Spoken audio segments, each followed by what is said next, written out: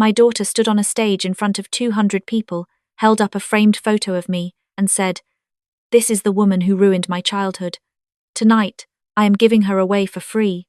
The crowd laughed. Some clapped. I sat in the front row wearing a dress my daughter picked out for me, and I felt my face go numb. Then a man in the back row stood up slowly and said, "I will take her, and I will pay $5 million for the honor." The entire ballroom went silent. So tell me this, why would a stranger pay $5 million for a retired schoolteacher from a small town in Ohio?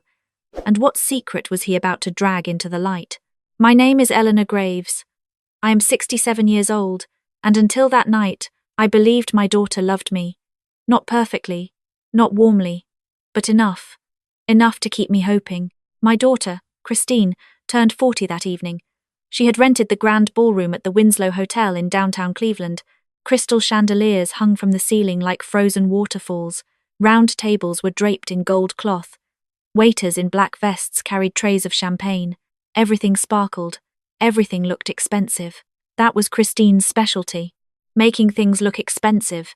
She had called me 3 weeks earlier with a voice so sweet it should have warned me. "Mom," she said, "I want you at my party. Front row. I am doing a tribute to family." Tribute to family. Those words made my heart swell like a fool's. I had not been invited to Christine's last 2 birthdays. She said I embarrassed her. She said I dressed too plain, talked too slow, and smiled too much at strangers. She said I made her rich friends uncomfortable. But this time she wanted me there. She even sent a car. I arrived early. A young woman with a clipboard led me to a seat right in front of the stage. I sat down, smoothed the cream-colored dress Christine had shipped to my apartment, and tried to feel like I belonged. The room filled quickly. Men in tailored suits, women in gowns that cost more than my monthly pension. I recognized no one. Then Christine appeared on stage. She wore a black dress that fit her like armor. Her hair was pulled back tight. Her smile was wide, but her eyes were flat, the way they always looked when she was performing. She tapped the microphone. "Welcome, everyone," she said. "Tonight is about honesty, about truth, about the people who shaped me." The crowd clapped politely. Christine smiled wider. "So let me start with the woman who shaped me the most." She pointed at me. A spotlight swung down and hit my face. I squinted. "My mother, Eleanor Graves." More applause. I started to smile. Then Christine held up that framed photo. It was me from years ago, standing in my kitchen, wearing an apron, flour on my cheek. I remembered that day. I was baking Christine's birthday cake. She was turning 12. Christine tilted the photo toward the crowd. "This," she said, "is the woman who gave me nothing. No ambition, no style, no vision. She taught 3rd grade for 35 years, and thought that was enough." A few nervous laughs. Christine kept going. She packed my lunches in paper bags while other kids had brand-name lunchboxes. She drove a car with a dent in the bumper for 6 years because she said it still runs fine. Louder laughter now. Christine was on a roll. She never traveled, never invested, never dreamed bigger than a 2-bedroom house on Maple Street, and she wonders why I had to build everything myself.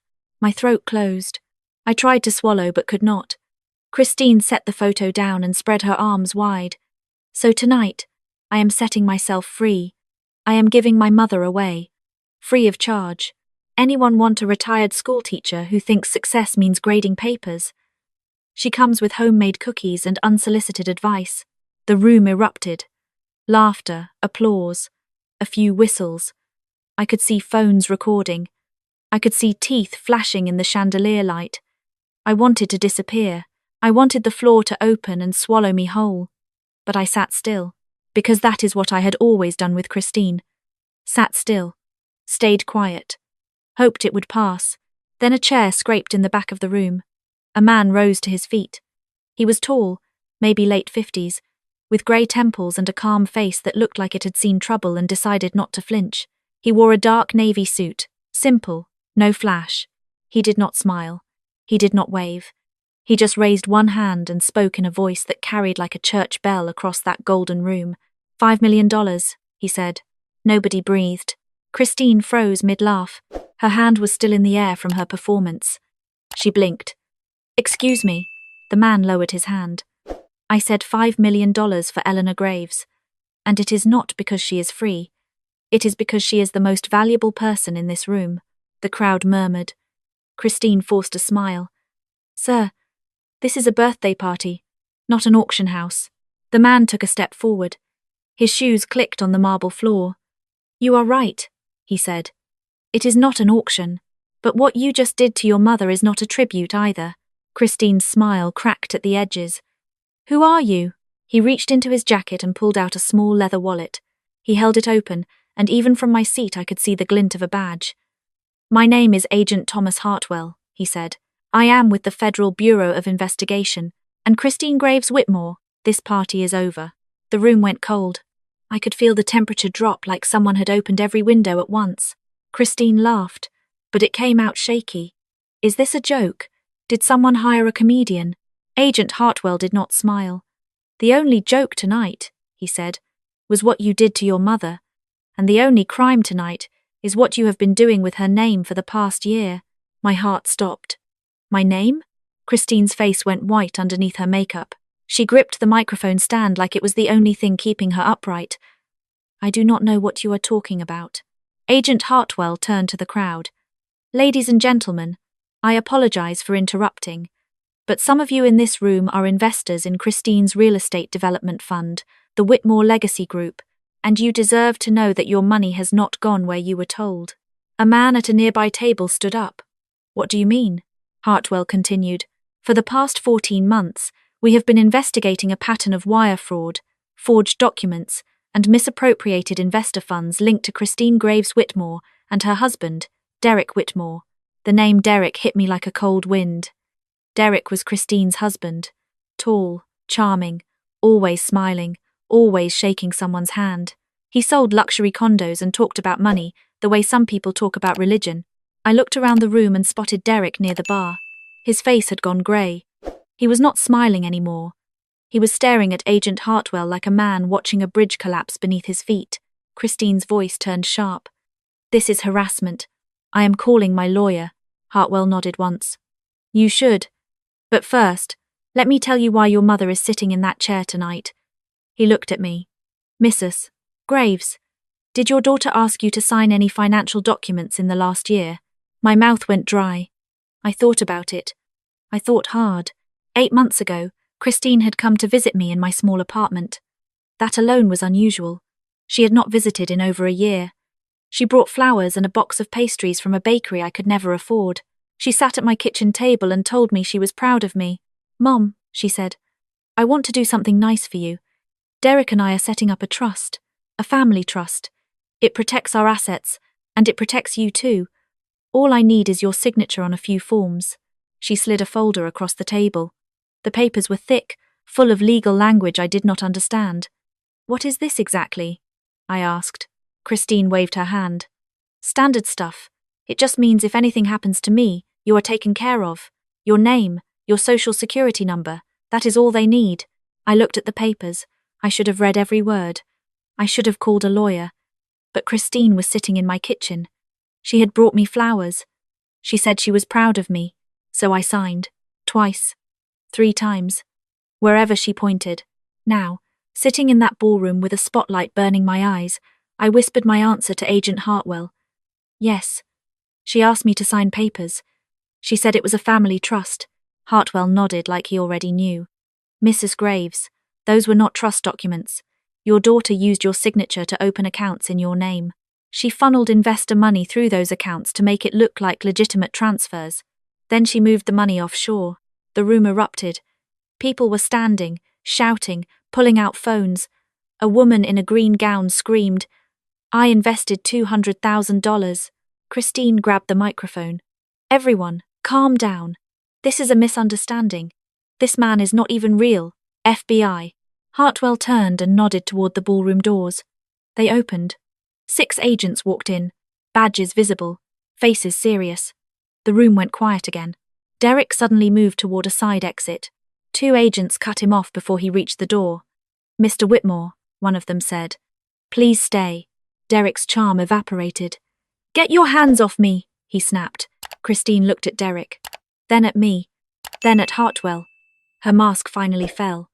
I saw something underneath it that I had not seen in years. Fear. Mom, she said, and her voice changed. Softer now. Desperate. Mom, do not listen to them. I would never hurt you. You know me. I stared at my daughter. I wanted to believe her. Every cell in my body wanted to believe her. But I remembered something. I remembered the photo on stage. I remembered her voice saying, "This is the woman who gave me nothing." Agent Hartwell stepped toward me. "Mrs. Graves, we need to speak with you privately. You are not in trouble. You are a victim. But we need your help." Christine screamed from the stage. "She does not know anything. Leave her alone." That sentence told me everything. She was not protecting me. She was protecting herself. An agent guided me through a side door into a quiet conference room. The noise of the ballroom faded. Agent Hartwell sat across from me with a file folder thicker than any textbook I had ever assigned to my third graders. "Mrs. Graves," he said, "I know this is overwhelming, but I need to explain what your daughter did." I folded my hands in my lap.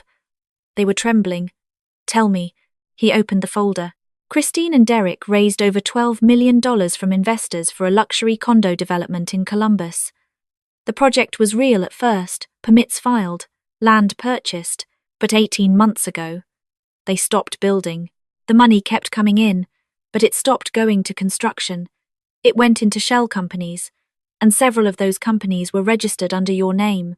My stomach dropped. "I never registered any company." "We know," he said, "but your signature is on the incorporation documents. The same signature from the papers you signed at your kitchen table." I closed my eyes. The pastries, the flowers, the words "I am proud of you." All of it was a setup.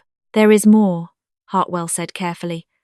When things started to unravel, Christine needed someone to take the fall. She has been building a paper trail that points to you. Bank statements showing transfers from your accounts. Emails sent from an address created in your name. She even told one investor that her mother handled the books. I felt like the room was spinning. She told people I handled the money. Yes, but I am a retired teacher. I do not know anything about real estate or investments. Hartwell's voice was gentle. That is exactly why she chose you. A quiet, honest woman with a clean record. If investigators came looking, they would find your name everywhere and her name nowhere. Tears burned my eyes, but I refused to let them fall. "Not yet." "How long have you known?" 6 months, he said. "A former employee of the Whitmore Group came to us. He said he was asked to forge documents, and he refused. When he threatened to go public, Derek had him fired and blacklisted." "Who was he?" "His name is Marcus Webb. He is the reason we are here tonight." A knock came at the door. A female agent stepped in. "Thomas, Christine is demanding to see her mother. She says she will cooperate if we let her speak to her." Hartwell looked at me. "Your choice. You do not have to see her." Something in me stirred. Not love exactly. Not forgiveness. Something older than both. The need to look my daughter in the eye and hear the truth from her mouth. "I will see her," I said. They brought Christine to a separate room. Her stage makeup was smeared. Her black dress looked wrinkled now. She looked smaller without the spotlight. When she saw me, she burst into tears. "Mom," she sobbed, "I am so sorry. I did not mean for this to happen." I sat across from her with an agent standing by the door. I did not reach for her hand. I did not comfort her. I just waited. Christine wiped her face. "It was Derek's idea. All of it. He said we needed your name for the trust structure. He said it was legal." I believed him. "You believed him?" I repeated. "Yes. I swear, Mum, I did not know it was fraud." I looked at her for a long moment. "Christine," I said quietly, "you stood on a stage tonight and told 200 people that I gave you nothing. You said I was worthless. You offered me away like garbage. And now you want me to believe you did not know you were using me." She flinched. "That was just a joke. For the party. Everyone does roasts." "It was not a roast," I said. "It was the truth of how you see me. You see me as someone small. Someone you can use and discard." Christine's tears came harder. "That is not true. Then why did you never visit unless you needed something? Why did you stop calling after I signed those papers? Why did you tell an investor that I handled the books?" Her mouth opened. Nothing came out. I leaned forward. I spent 35 years teaching other people's children how to read, how to think, how to be kind. I never made much money. I never traveled the world. But I was honest. I was good. And you took the only thing I had, my good name, and you turned it into a criminal's hiding place. Christine broke down completely. She put her head on the table and sobbed. Part of me wanted to reach across and stroke her hair the way I did when she was small and scared of thunderstorms. But I did not, because every time I had comforted her in the past, she had used my softness as permission to hurt me again. Agent Hartwell returned. Mrs. Graves, we need to talk about your house. I looked up. My house? The original incorporation documents. The ones with your forged signatures. We believe copies are stored at Christine's office. But the originals may be at your apartment. Christine was likely planning to retrieve them before we could. My blood chilled. My apartment? Hartwell nodded. We have reason to believe someone may have already been sent there tonight. Derek made a phone call 20 minutes ago before we confiscated his phone. I stood up. Who did he call? We are still confirming. But we need to get to your apartment now. The drive to my apartment took 19 minutes. It felt like 19 hours. I sat in the back of a government sedan watching the streetlights blur past and thinking about the life I had built in that small space. My bookshelves filled with novels I had read twice. My kitchen, where I still baked bread every Sunday. My hallway table with the photo of Christine at her college graduation, the last time she looked at me with real warmth. When we pulled onto Maple Street, I saw it immediately. A dark SUV parked across the street from my building. Engine running. Lights off. Hartwell spoke into his radio. We have a vehicle. Run the plates. An agent in the front seat replied moments later. Registered to Whitmore Development LLC. Hartwell's jaw tightened. Derek sent someone. Officers approached the SUV from both sides. The driver, a young man I had never seen, tried to start the engine. They blocked him in. He stepped out with his hands up and a bag over his shoulder. Inside the bag, they found a laptop, a set of lockpick tools, and a USB drive. Hartwell looked at me. He was coming for your documents. I stared at the young man being led into a police car. He looked barely 30. He would not meet my eyes. We went inside my apartment. Everything looked untouched. My books were in place. My bread bowl sat on the counter. But the lock on my front door had faint scratch marks that had not been there before. Someone tried to get in already, Hartwell said. Probably earlier today. My hands shook. I led the agents to my bedroom closet, where I kept a shoebox of important papers, tax returns, my late husband's death certificate, and the folder Christine had given me. The folder was still there. I handed it to Hartwell. He opened it and his eyes narrowed. These are not trust documents, he confirmed. These are articles of incorporation for 3 shell companies and a power of attorney granting Christine full control over accounts in your name. I sat on my bed. My legs could not hold me anymore. She had me sign my own destruction. Hartwell sat beside me, keeping a respectful distance. You did not know. That matters. Does it matter enough? I whispered. Will people believe I am innocent? Yes, he said firmly, because the evidence supports you, and because you are helping us now. I wiped my eyes. What happens to Christine? He paused. She and Derek will face charges, wire fraud, money laundering, identity theft. If she cooperates fully, her sentence may be reduced, and if she does not cooperate, then it will be longer. I closed my eyes. My daughter, my only child, the baby I carried for 9 months, the girl I drove to piano lessons and soccer practice and college orientation. The woman who looked me in the eye tonight and said I gave her nothing. She chose this, I said softly, more to myself than to him. She did, Hartwell agreed. 2 months passed. Christine and Derek were arrested, processed, and released on bail. Derek hired the most expensive lawyer in the state. Christine hired the second most expensive. Neither of them called me. Marcus Webb, the former employee who had blown the whistle, reached out to me through Agent Hartwell. He wanted to meet. I agreed. We sat in a coffee shop near my apartment. Marcus was a quiet man, mid-30s, with kind eyes and nervous hands.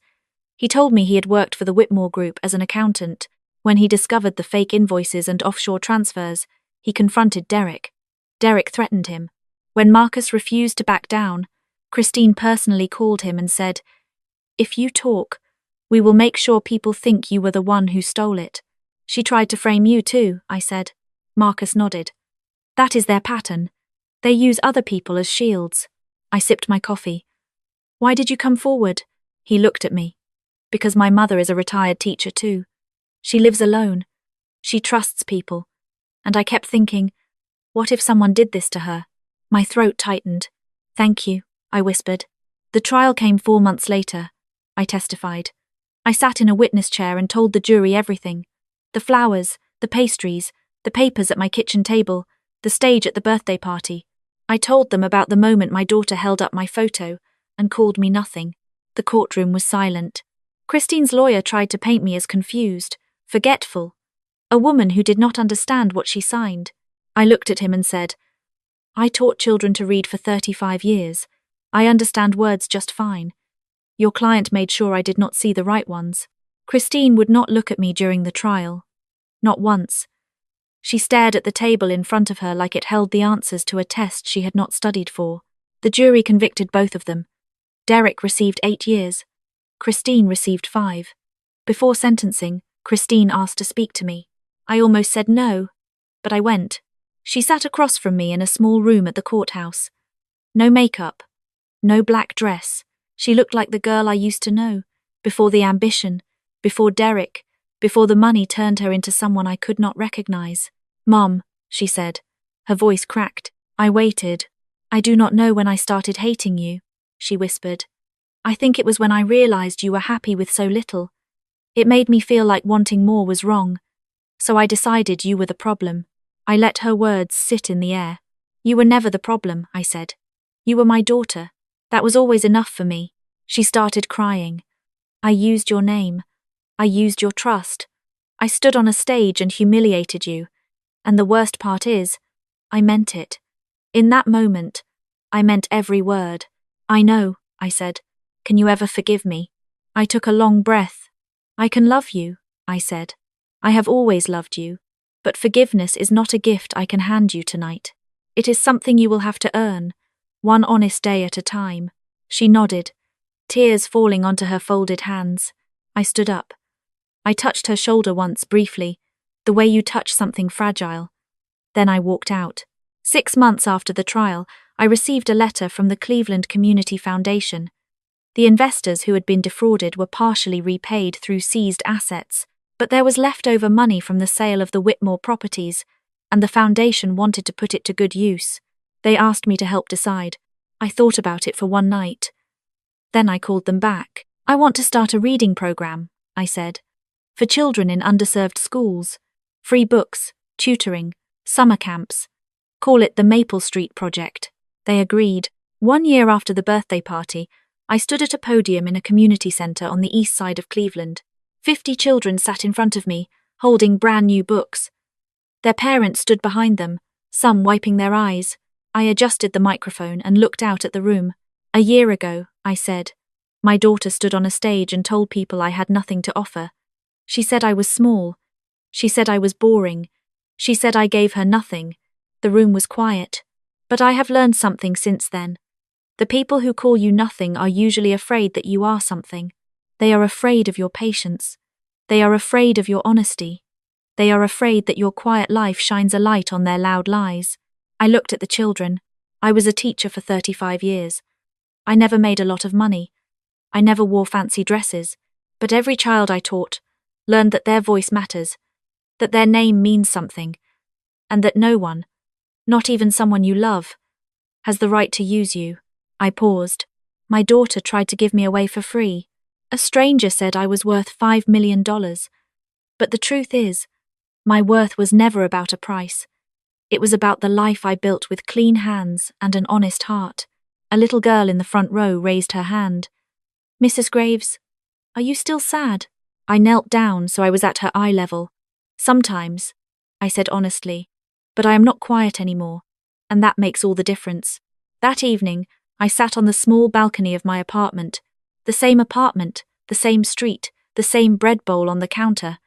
But I was not the same woman. Christine wrote to me from prison. Short letters at first, then longer ones. She told me about a book club she joined inside. She told me she was reading the kind of novels I used to keep on my shelves. She told me she finally understood why I loved teaching. I wrote back every time.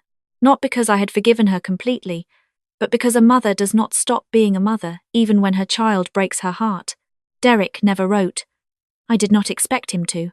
Agent Hartwell checked in once a month. He told me the case had inspired new protections for elderly victims of financial fraud in Ohio. My name was mentioned in a policy brief. I laughed when he told me. A retired teacher in a policy brief, I said. Christine would hate that. He smiled. Christine does not get a vote anymore. I leaned back in my chair and watched the streetlight flicker on Maple Street. The same light that had glowed over 35 years of my quiet, boring, beautiful life. My daughter called me nothing. A stranger called me priceless. But I did not need either of them to tell me who I was. I was Eleanor Graves. I taught children to read. I baked bread on Sundays. I lived in a small apartment, and I never once needed a spotlight to know my own worth. And if anyone ever tries to give you away, to laugh at your simple life, to use your good name for their dirty work, remember this. You do not need $5 million to prove you matter. You just need the courage to stand up and say, I am not nothing. I never was. That truth does not cost a thing, but it can change everything. If this story touched your heart, take a moment to like, subscribe, and share it with someone who needs to hear it. Because sometimes the quietest people in the room carry the loudest truth. And mine was finally heard.